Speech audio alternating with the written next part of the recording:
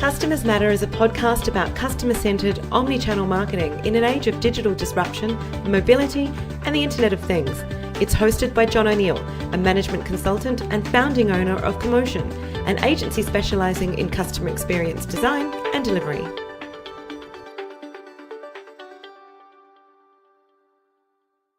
Andre Kakos studied nutrition in Lebanon, became a science teacher, and then a journalist. Then he landed on his feet in Sydney when he was appointed an online producer just as the digital age was dawning. He's been designing and delivering cutting-edge digital experiences ever since, both agency-side for clients and in-house at places like Microsoft during that company's positive pivot to engage the internet age.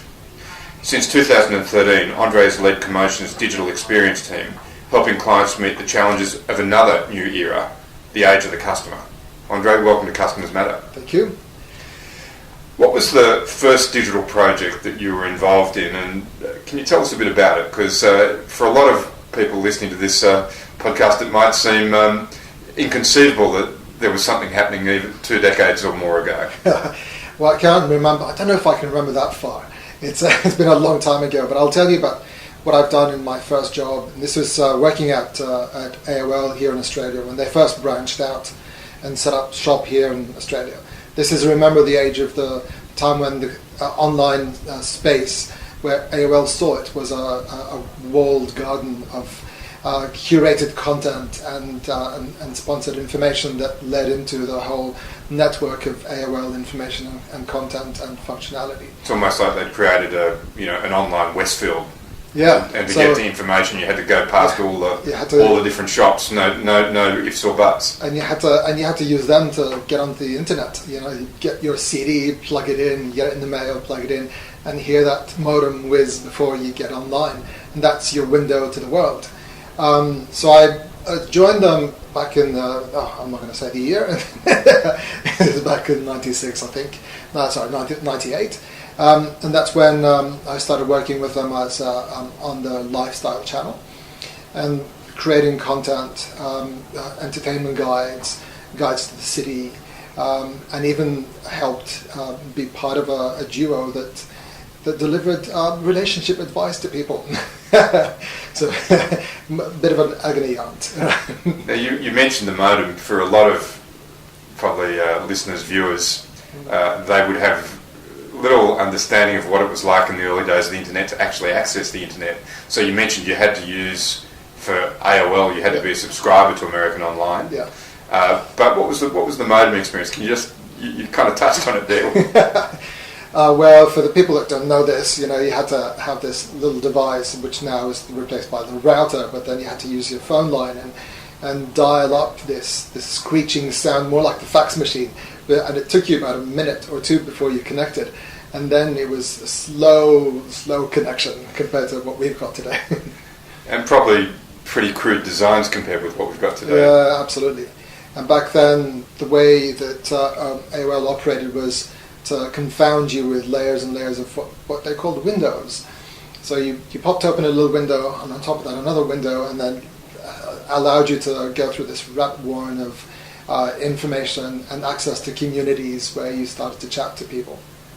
So that was then, and this is now. What do you think have been the most profound changes over the 20 years since those early days when you were first learning how to be a digital producer in the dawn of the internet age?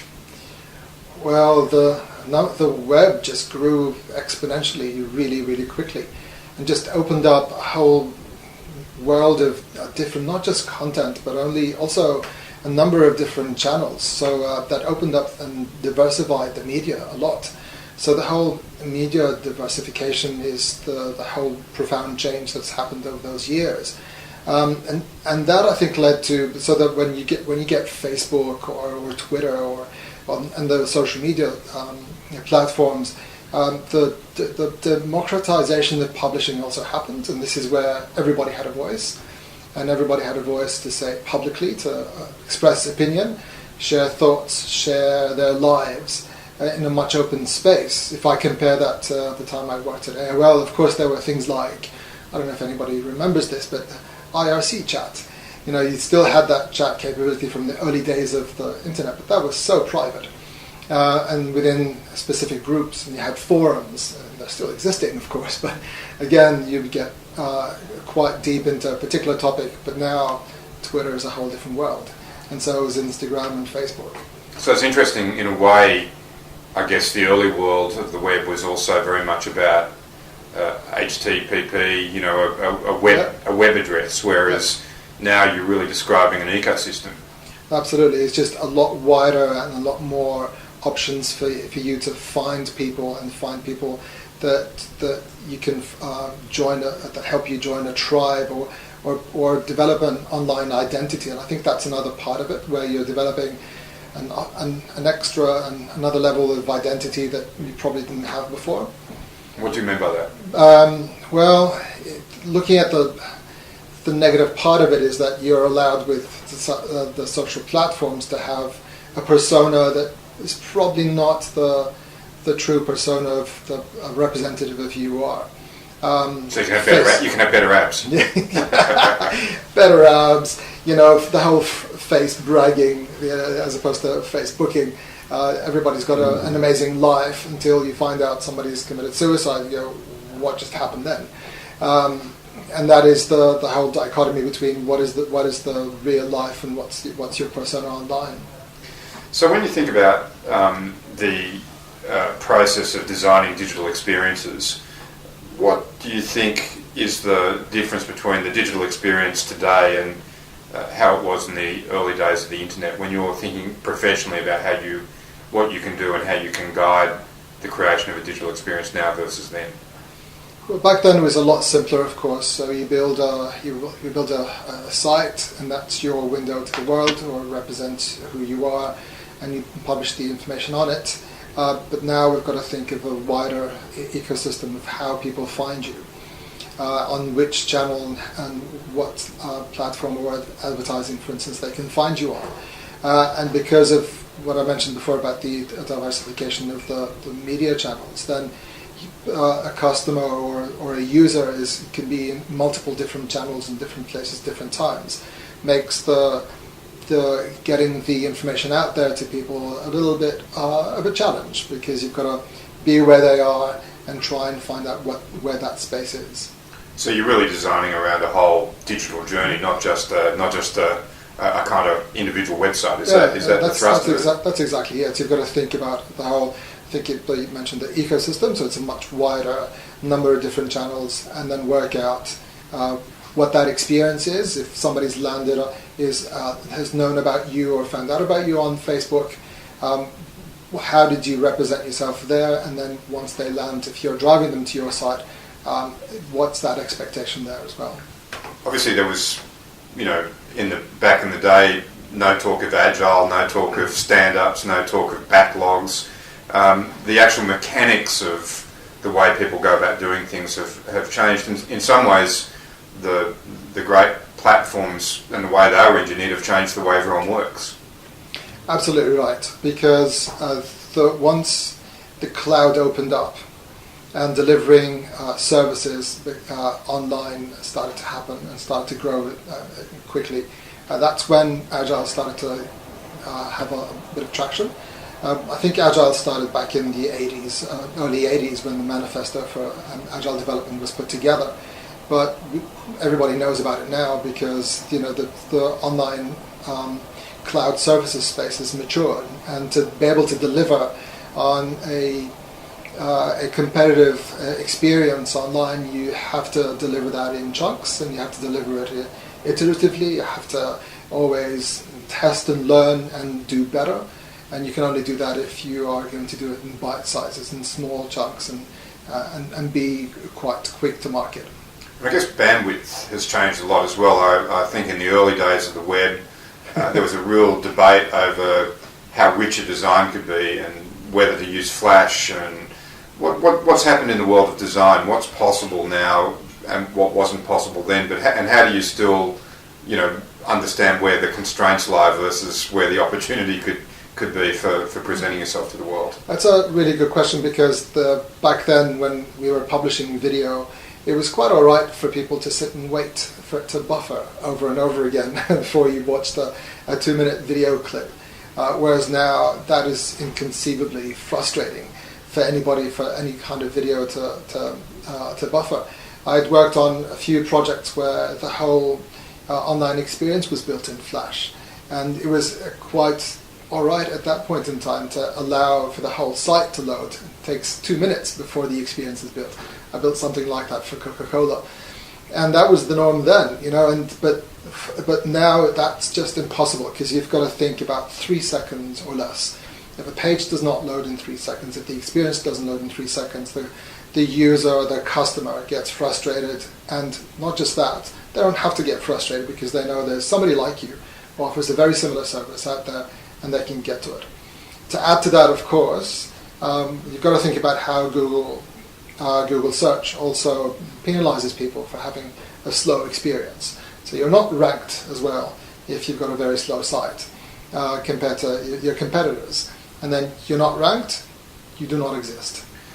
I mentioned you were involved at a pretty interesting time at Microsoft, as the company really did quite a remarkable job of pivoting, and you mentioned the cloud opening up, and I think the thing that would be most surprising to people who knew Microsoft in the past and looked at it today is how successfully it's managed to pivot both new product with gaming, but also it's now got its Azure cloud service. And how did that change happen in such a massive business? It's that whole, like you said, the whole drive to cloud. Once it went from we're going to deliver you software on a CD or a DVD to how do we deliver it to you faster. It goes back to the whole let's get to market faster and be more agile. It opened up subscription-based setups where you're not only just buying perpetual license for a piece of software, you are now buying into a subscription to, for instance, Office, because now there's Office 365, a few years back. So, and that allowed for the iterative delivery of new features, as opposed to you sitting on a CD of product that was published and created in 2006, and you're still using it, whereas now you've got features that are delivered to you through a subscription basis. They had to pivot quite a lot like that to be able to be more competitive in the market. I think a lot was to be said around how Amazon pushed the cloud agenda quite hard, and I think Microsoft at that point in time picked up on that and knew that with both the challenge from the Apple hardware, because Apple of course do the beautiful hardware and they could not compete so much, and they had to carve out their space and focus more about how to deliver software faster to people, and focus not just the software but also how to package it all into solutions. Super interesting. How do you think about digital in relation now to designing digital experiences around the customer, and when and how did that become a thing? If we're talking about where digital experience or even user experiences come in, or even customer experiences come into the fold, the early days of designing for the customer is not something absolutely new. Go back through history into industrial design and even the design of the very first touchpad on a phone. The old style phone, the home phone you had to pick up and dial, and then the very first touchpad, and where the numbers sat on that touchpad. That needed some user experience design to work out what's the easiest pathway to get someone to use this device. So it's not a new thing, but where I think it's become such an important piece of an art, but also a science, is that now there's an ultra-competitive market where there's brands have got to compete and demonstrate a value proposition over and above their peers, and the only way they could do it is to how to demonstrate value to a customer. So if we don't design and demonstrate that value, or that whole value proposition for each brand, then they don't stand a chance really in that competitive marketplace. Now, what's this buzzword, atomic design? What's that all about? You know, we hear all this jargon that pops up into the industry, and a lot of people have been going, what on earth is that? Atomic design is, if we think about it from a scientific perspective, is that an atom is made out of particles, and then you combine atoms, you get a molecule, and from a molecule you get a compound, and then an organism. So if you think about it that way.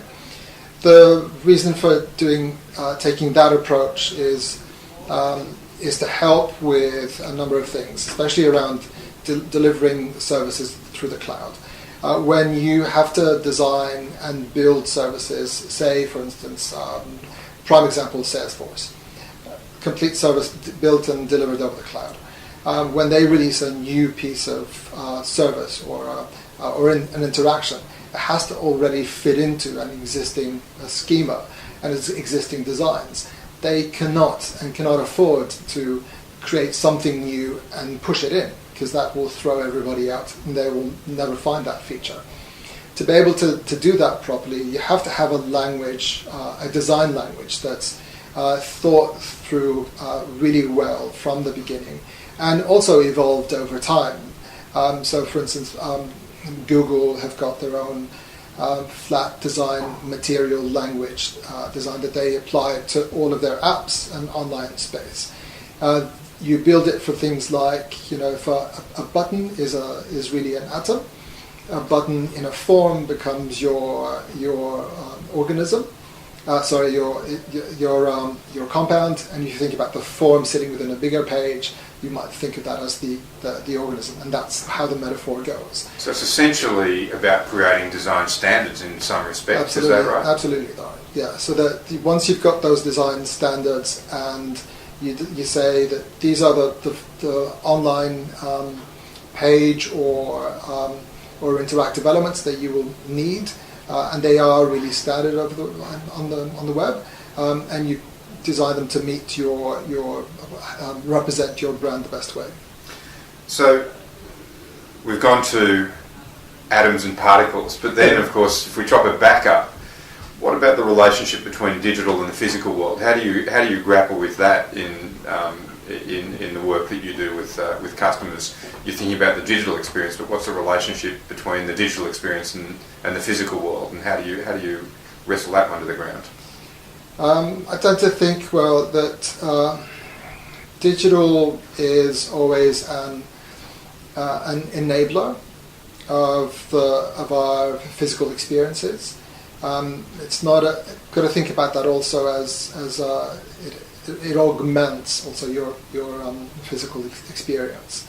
And if we think about, and also one more thing, I think it also, especially with how many different channels that we operate on, it also helps decimate your attention span. So when we think of the role of digital along those lines, that is exactly what we consider as part of the design experience, is how is that digital experience enabling your physical experience. So if I go into I found something in a shop that I really like, say a pair of shoes, how do I find this in this store online? What is the connection between driving the user to go, I'll easily find this online in any way. I'm probably wanting to comparison shop if I'm looking at a good pair of shoes in a store. That's exactly I'm guessing. Yeah, and then if we understand how people shop for shoes and how they go about it, do you go looking at boots, for instance, before you go into looking at normal slippers and so on? It helps us also understand how we design the online space to help people focus their search so that they know how to find stuff based on categories, and then helps them find it really quickly so that they don't get frustrated by their short attention span. So to some extent, really you're saying you need to design digital experiences in context. Yes, absolutely. Yes. Big trends in digital experience design. Yeah. What opportunities do they present for organisations and their customers? Let's maybe talk about some of those trends and maybe walk through those. So some of especially the most recent trends, of course, is we can talk about automation, for instance, either from marketing automation to automating information on a page. You mean like a chatbot or something, or? The marketing automation part of it is really about how to assess how many times you've landed on the site, and then build a profile for you as a user, so that we can learn from your usage of the site what you're looking for, and then present you with the best information relevant for you. So that brings together into it elements of personalization, so that your journey is a bit more focused.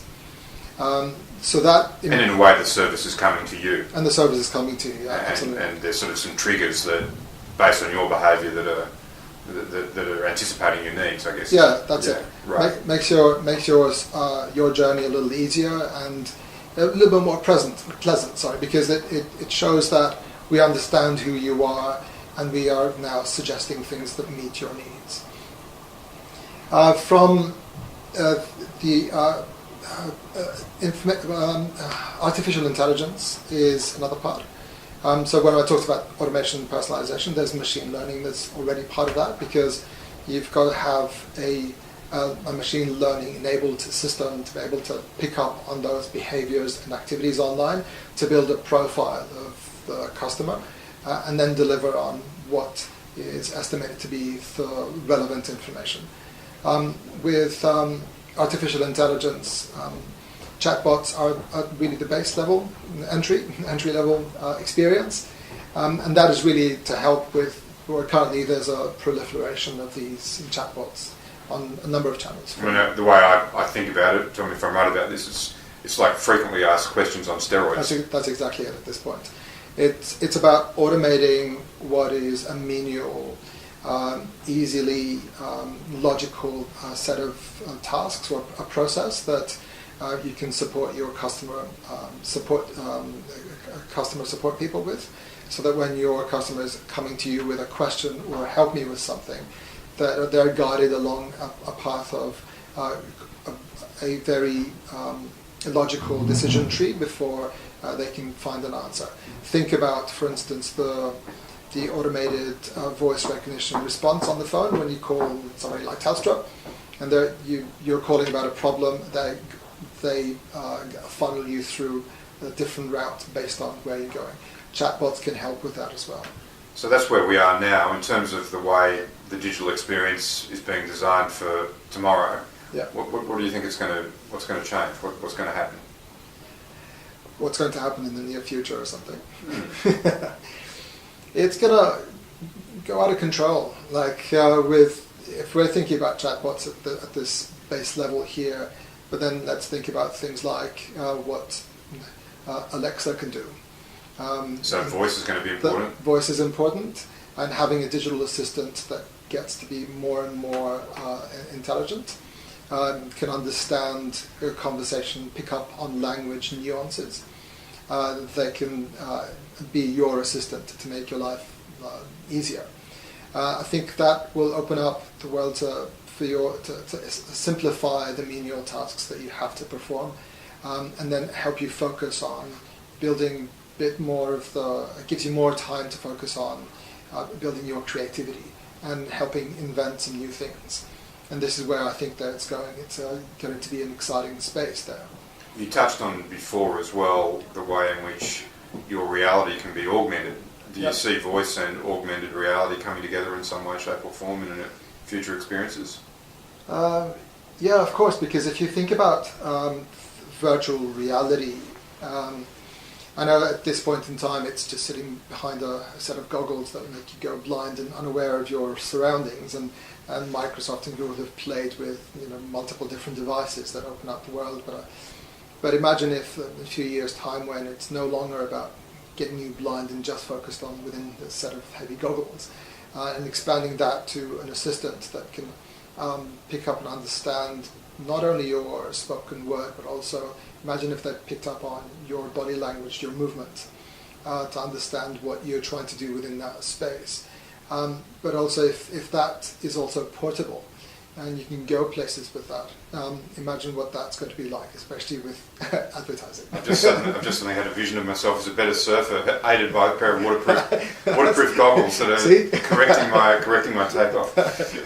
Super interesting. In terms of the projects you're currently working on, how's all this thinking that we're discussing now informing the way in which your team is delivering for clients at the moment? I'm working on a project for a government organisation, and it's mostly an information architecture project, but we're pushing it beyond just structuring content on a site. That's really at the base level of that. To structure content on a site based on a set of personas or profiles of the users and what their needs are and how to meet them, and be able to anticipate what those are. That's one part of it, is to work that out, that structure, and navigation, and the information pathways through the site, so that you can get them to the information, the policy information they need as quick as possible. Which sounds fairly standard and it's baseline standard stuff, yeah. It's the design thinking, of course, goes into putting yourself in the end user's shoes, your customer's shoes, and understanding and empathizing with their needs, to not only just deliver them the right piece of information, but also give them a set of tools that will help them find their way through the information that you've got. So we're working on, so that helps us, that is the approach and methodology we're applying, and of course that's just at the basic level of it. But we're looking into some functional elements where it's search that is driven by by artificial intelligence, so that when you go and hit the site, and everybody does this, if you can't find information, you start doing a search, is to learn from the different searches done and performed on the site, and pick up on the most recent or the most accessed pieces of information, so that it would feed you that information as you're starting to search through it. Building another part of the site that is a place that is your own dashboard and space for each persona, for each user, so that they gather the information they've been interested in, and relating to the topics that that relate to their function within local government, to find that information within their own dashboard or in their own space. And what about this idea of information coming to you rather than you having to go to information? Is that something that's starting to emerge in the world of digital experience and applications and so forth? I think it's getting to the point where people want to turn it off. Think about all of the notifications you get on number of apps that you've got, and now as the web progresses into things like progressive web apps, for instance, where in a desktop browser or a computer browser, you're starting to mimic and have functionality that was only available to you on the phone. One of them being the direct notifications of you've got a friend of yours have just posted a photo. You're now getting you can get those notifications pop up on your screen. Right, so we're going to get spammed by some of these things. You're going to be spammed by. I mean, some of these things are really useful. You know, if I've got to get to an airport, I like to be reminded in plenty of time. Absolutely. So it's all about utility by the sound of it, rather than that's exactly just uniqueness of being able. It's not just that you can do it. You've got to, back to your point before, you've got to have a context for doing it that's appropriate. And just to give you a personal experience of mine, I've got a number of chat apps on my phone. A lot of them I use for work. So I've got between Slack and Skype and Hangouts, and email and SMS and messages on LinkedIn and messages on Facebook.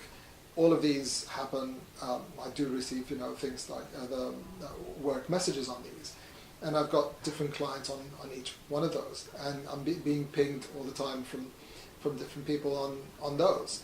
So at some point it becomes a bit deafening. You almost need a funnel down which everything can flow and be prioritised somehow. That's exactly it. Last question. If we were to have this conversation again in another 20 years, what do you think the world will look like? Will we still be talking about the digital and physical worlds, or will they become one and the same? I can't see that happening to be one and the same. I think I touched upon this before, is about how digital becomes an augmenter or enabler. I think we will tear through the noise that it's just created and focus on how to have authentic experiences, and be a bit more creative in our output. If people blend the two together, I think they'll start to lose a little bit of their humanity. But I don't know, maybe AI can be trained to pick up on that humanity. I don't know if you've seen that movie, Her, with Joaquin Phoenix, who fell in love with a digital assistant. And that was telling, wasn't it? That, I don't want to go and get to that point at all where I'm replacing someone with a digital assistant. Even if she does sound remarkably like Scarlett Johansson. For our clients, I suppose the focus goes back to I think I spoke about the attention span, that we're all going to the shortening of the attention span, how everybody's suffering that. When I think going forward is the challenge I will always put to our clients is for them to think about with this diminishing attention span. Our clients need to think about if they are creating an experience for their customer, or are they delivering a service that is a stepping stone to an experience. And that also applies to the digital world, and with all this cacophony of all these things attacking you with information everywhere, which of it is functional and utilitarian, and which of it creates a delightful experience. Andre, thanks very much. Thank you. We hope you enjoyed this edition of Customers Matter. We encourage you to subscribe and, if you like it, rate and review it. Head over to commotion.com/podcast. That's KOMOSION.